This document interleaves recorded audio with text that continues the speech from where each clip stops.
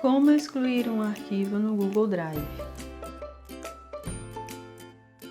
Faça o login na sua conta institucional.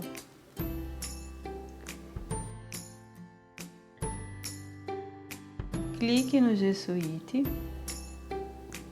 Clique no ícone Drive.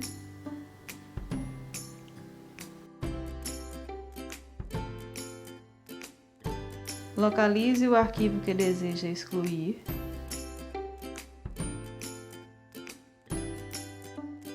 Clique com o botão direito do mouse sobre o arquivo.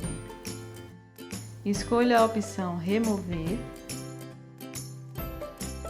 Clique em Mover para a lixeira.